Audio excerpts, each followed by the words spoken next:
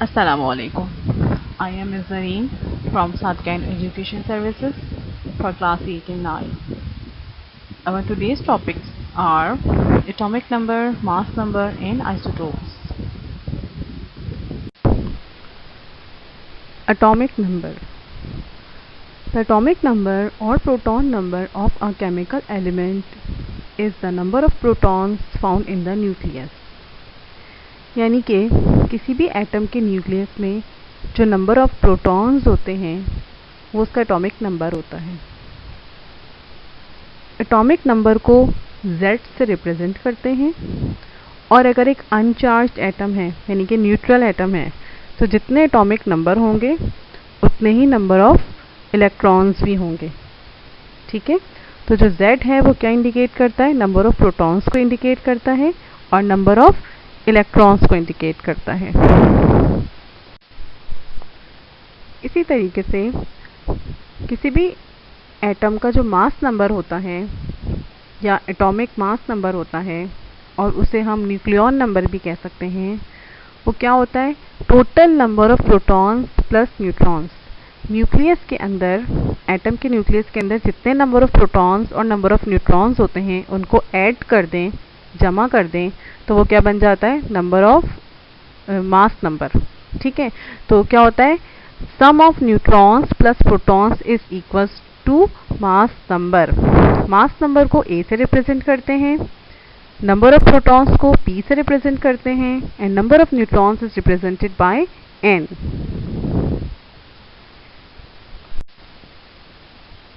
How to write और show the atomic number और mass number.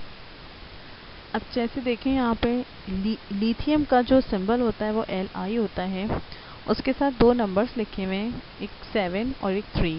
तो 7 is the mass number and 3 is the atomic number. इसी तरीके से यहाँ पर जो दूसरा साइड में लिखा हुआ है वो क्या है? X, और X के साथ जो एक लिखा हुआ A is the mass number and Z is the atomic number.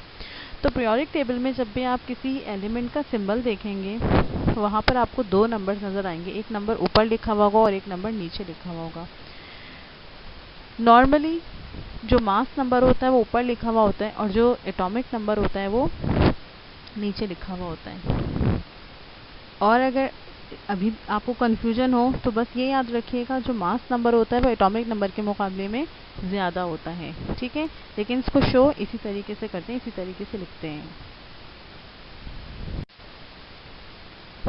Okay, in short हम क्या कह सकते हैं कि number of protons is equals to atomic number which is called Z and number of neutrons is represented by N। Mass number is represented by A. Similarly, number of protons plus number of neutrons is equal to mass number is equal to A. Number of protons represented by Z and number of neutrons represented by N. So Z plus N is equal to A. And when we find out the number of neutrons, so the formula is N is equals to A minus Z। अगर हमें number of neutrons मालूम करने होंगे तो हम A में से Z को माइनस कर देंगे। A जो कि मास नंबर है और Z जो कि एटॉमिक नंबर है, तो हम मास नंबर में से एटॉमिक नंबर को माइनस कर देंगे तो हमारे पास नंबर ऑफ न्यूट्रॉन्स आ जाएंगे। Here is an example. How many number of protons and neutrons are there in an atom having A is equal to 238 when Z is equal to 92? A which is mass number जो कि 238 है and Z which is atomic number जो कि 92 है। तो मालूम क्या करना है? Number of protons and number of neutrons मालूम करने हैं। ठीक है, अच्छा, अब डाटा क्या है? डाटा में दो चीज़ें गिवन हैं, एटॉमिक नंबर गिवन है और मास नंबर गिवन है। तो नंबर ऑफ प्रोटॉन्स क्या हो जाएंगे? मालूम करने हैं। ठीक है, number of protons is equal to number of number of protons is equal to atomic number. ठीक है, नंबर ऑफ प्रोटॉन्स क्या होते हैं, एटॉमिक नंबर के बराबर होते हैं। तो यहाँ पर देखिए एटॉमिक नंबर क्या गिवन है, 92 गिवन है, तो नंबर ऑफ प्रोटॉन्स भी क्या हो जाएंगे, 92 हो जाएंगे। ठीक है, और नंबर ऑफ न्यूट्रॉन्स निकालने के लिए मैंने अभी पिछली स्लाइड में आपको फार्मूला बताया था, n is equal to a minus Z. a में से z को माइनस कर देंगे, तो a यहाँ पर क्या है, 238 है, और z है 92। तो हम 238 में से 92 को माइनस कर देंगे, तो हमारे पास नंबर ऑफ न्यूट्रॉन्स आ जाएंगे विच इज 146। अच्छा, नंबर ऑफ इलेक्ट्रॉन्स हमें यहाँ मालूम नहीं करने हैं, लेकिन फिर भी हम यहाँ नंबर ऑफ इलेक्ट्रॉन्स भी फाइंड आउट कर सकते हैं। वो कैसे कर सकते हैं कि देखिए ये जो साइड में यूरेनियम 235 और 92 नज़र आ रहा है, ठीक है, ये क्या है, ये एक न्यूट्रल एलिमेंट, ठीक है, न्यूट्रल है। जब न्यूट्रल होते हैं तो जो नंबर ऑफ प्रोटॉन्स होते हैं वो नंबर ऑफ इलेक्ट्रॉन्स के बराबर होते हैं। तो यहाँ जितने नंबर ऑफ प्रोटॉन्स हैं उतने ही नंबर ऑफ यहाँ पे हम कुछ और एग्जांपल देख सकते हैं नंबर ऑफ प्रोटॉन्स और नंबर ऑफ न्यूट्रॉन्स मालूम करने की। देख लीजिए, अभी मैंने आपको बताया था कि number of protons is equal to atomic number. तो यहाँ पर जो कार्बन 14 और कार्बन 6 शो हो रहा है, तो यहाँ पर जो मास नंबर है कार्बन का वो 14 है और जो एटॉमिक नंबर है वो 6 है। तो number of protons is equal to atomic number, तो नंबर ऑफ प्रोटॉन्स भी क्या हो जाएंगे, 6 हो जाएंगे। और इन शॉर्ट हम ये कह सकते हैं कि जितने नंबर ऑफ प्रोटॉन्स होते हैं उतने ही नंबर ऑफ इलेक्ट्रॉन्स भी होते हैं, तो नंबर ऑफ इलेक्ट्रॉन्स भी क्या हो जाएंगे, 6 हो जाएंगे। और न्यूट्रॉन्स मालूम करने के लिए क्या करते हैं, मास नंबर में से एटॉमिक नंबर को माइनस कर देते हैं और आंसर क्या आ जाएगा, यहाँ पर मास नंबर 14 है, एटॉमिक नंबर 6 है, तो 14 माइनस 6 इज इक्वल टू 8। ठीक है, तो प्रोटॉन्स कितने हो गए, 6 हो गए, इलेक्ट्रॉन्स 6 हो गए और न्यूट्रॉन्स 8 हो गए। ठीक है, दोबारा बता रही हूँ, atomic number is equal to number of protons and number of protons is equal to number of electrons। number of protons और number of electrons equal होते हैं, ठीक है। और न्यूट्रॉन्स कैसे मालूम करते हैं, मास नंबर में से एटॉमिक नंबर को माइनस करते हैं तो नंबर ऑफ न्यूट्रॉन्स आ जाते हैं। इसी तरीके से सेकेंड एग्जाम्पल में देखिए, नाइट्रोजन 15 और 7, ये नाइट्रोजन का आइसोटोप है, ठीक है। एटॉमिक नंबर 7 है और मास नंबर क्या है, 15 है, ठीक है। तो atomic number is equal to number of protons, तो नंबर ऑफ प्रोटॉन्स क्या हो जाएंगे, 7 हो जाएंगे। जितने नंबर ऑफ प्रोटॉन्स होते हैं उतने ही नंबर ऑफ इलेक्ट्रॉन्स होते हैं, तो नंबर ऑफ इलेक्ट्रॉन्स क्या हो जाएंगे, 7 हो जाएंगे, ठीक है। और न्यूट्रॉन्स क्या हो जाएंगे, mass number minus atomic number, mass number यहाँ 15 है, एटॉमिक नंबर 7 है, तो 15 माइनस 7 इज इक्वल टू 8। ठीक है, तो अब आपको क्लियर हो गया होगा कि किस तरीके से हमें किसी भी एलिमेंट में किसी भी एटम के नंबर ऑफ इलेक्ट्रॉन्स, प्रोटॉन्स और न्यूट्रॉन्स फाइंड आउट करते हैं। It's very easy, it's not complicated. Now the another topic is isotopes. Atoms of the same element having same atomic number but different atomic masses are called isotopes. यानी कि एक element के ऐसे atoms जिनका atomic number same होता है but atomic mass different होता है। एटॉमिक मास कैसे डिफरेंट होगा, नंबर ऑफ न्यूट्रॉन्स में फ़र्क होगा, ठीक है। एटॉमिक मास कैसे डिफरेंट होगा, नंबर ऑफ न्यूट्रॉन्स में फ़र्क होगा, ठीक है। तो ऐसे elements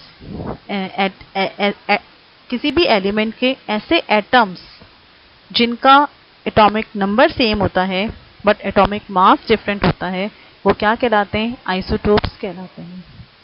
for example, chlorine naturally exist as 2 isotopes. Naturally chlorine के 2 आइसोटोप्स होते हैं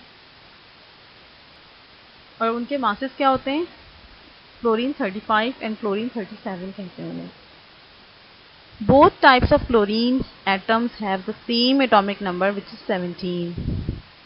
क्लोरीन 35 हो या क्लोरीन 37 हो, दोनों का एटॉमिक नंबर सेम होता है 17। क्लोरीन 35 75% पाया जाता है, जबकि क्लोरीन 37 25% पाया जाता है। इसीलिए नॉर्मली हम जब भी बात करते हैं तो क्लोरीन 35 की बात करते हैं। Isotopes of hydrogen. हाइड्रोजन के 3 आइसोटोप्स होते हैं, protium, deuterium and tritium. Protium is the most common isotope of hydrogen and it is the stable isotope.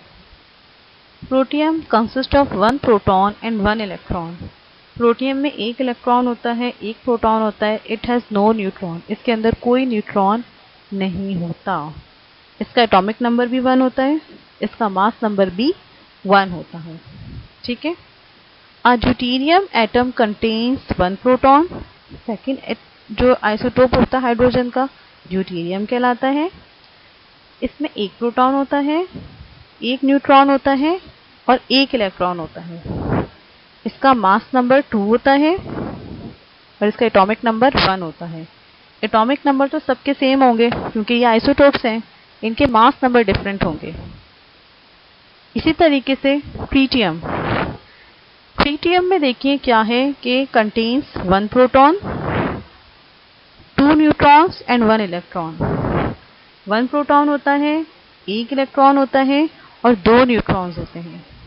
इसका मास नंबर 3 होता है और इसका एटॉमिक नंबर 1 होता है।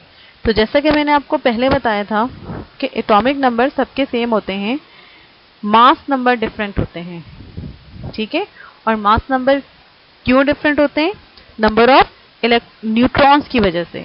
तो देखिए प्रोटियम में कोई न्यूट्रॉन नहीं है, ड्यूटेरियम में एक न्यूट्रॉन है और ट्रिटियम में 2 न्यूट्रॉन है, जबकि तीनों में नंबर ऑफ प्रोटॉन्स और नंबर ऑफ इलेक्ट्रॉन सेम है। ठीक है। तो these are the isotopes of hydrogen. इसी तरीके से बहुत सारे एलिमेंट्स हैं जिनके आइसोटोप्स होते हैं। कार्बन है, ऑक्सीजन है, यूरेनियम है। ठीक है। काफ़ी सारे ऐसे एलिमेंट्स हैं जिनके आइसोटोप्स मौजूद होते हैं और उन सब में यही होता है कि एटॉमिक नंबर सेम होते हैं, एटॉमिक मासेस डिफरेंट होते हैं। और एटॉमिक मासेस क्यों डिफरेंट होते हैं? क्योंकि उनमें नंबर ऑफ न्यूट्रॉन्स डिफरेंट होते हैं। Application of isotopes. आइसोटोप्स कहाँ यूज होती हैं? An isotope of uranium is used as a fuel in nuclear reactor.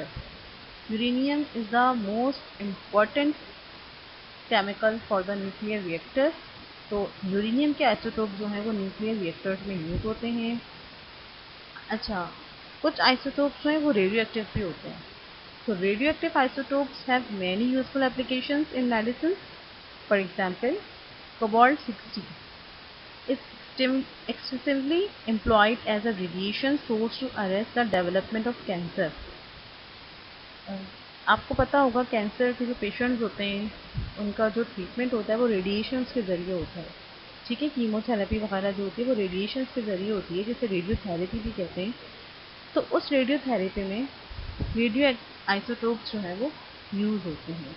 ठीक है। रेडियो एक्टिव एलिमेंट्स को बताने की ज़रूरत नहीं क्या है, पढ़ चुके हैं। ठीक है। इसी तरीके से आयोडीन। आयोडीन का आइसोटोप जो है वो ट्रीटमेंट में यूज़ होता है for goitre. Goitre is a disease of neck. ठीक है। ये एक डिजीज़ है, ह्यूमन डिजीज़ है और इसके ट्रीटमेंट के लिए हम आयोडीन का आइसोटोप यूज़ करते हैं। तो एप्लीकेशन ऑफ आइसोटोप्स तो बहुत सारी हैं, लेकिन यहाँ पर हमने फ़िलहाल चंद ही डिस्कस किए हैं। ठीक है। तो आइसोटोप्स की बहुत ज़्यादा इम्पोर्टेंस है। ठीक है। और इसकी जो एप्लीकेशन है वो अपनी बुक में भी रीड कर सकते हैं। ठीक है। तो स्टूडेंट्स बुक रीडिंग ज़रूर किया कीजिए। आप लोग अभी फर्स्ट टाइम केमिस्ट्री को एज अ मेन सब्जेक्ट पढ़ रहे हैं। ठीक है। तो थॉरोली बुक को रीड किया कीजिए ताकि आपको कोई भी कंफ्यूजन हो तो वो क्लियर हो जाए।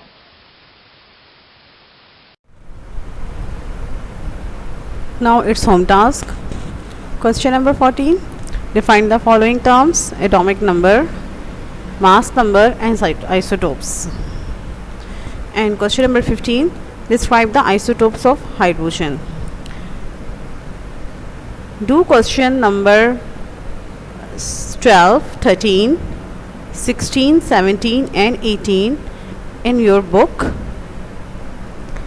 अच्छा, एटॉमिक नंबर, मास नंबर और आइसोटोप्स की डेफिनेशन आपको बुक से मिल जाएगी, वहाँ से आपने इनकी डेफिनेशंस लिखनी है। इसी से क्वेश्चन नंबर 15 में आइसोटोप्स ऑफ हाइड्रोजन, हाइड्रोजन के आइसोटोप्स के बारे में बताना है, ठीक है। और जो है डायग्राम अगर है तो डायग्राम भी ड्रॉ करनी है। और इसी तरीके से एक्सरसाइज में जो क्वेश्चन नंबर 12, 13, 16, 17 और 18 हैं, ठीक है, ये आपने सॉल्व करने हैं। बहुत ईजी क्वेश्चन है, थोड़े से ट्रिकी हैं। Concentrate on the lecture, lecture पे कॉन्सेंट्रेट करें, बुक को रीड करें तो बहुत आसानी से आप लोग ये फाइंड आउट कर सकते हैं, ठीक है। तो ये आज का लेक्चर था। और अब इस चैप्टर नंबर 3 का बिल्कुल एक लास्ट टॉपिक रह गया इलेक्ट्रॉनिक कॉन्फ़िगरेशन का। इंशाल्लाह ताला हम नेक्स्ट लेक्चर में कवर कर लेंगे, फिर ये आपका चैप्टर नंबर 3 कंप्लीट हो जाएगा, ठीक है। तो जब तक के लिए अल्लाह हाफ़िज़, थैंक यू।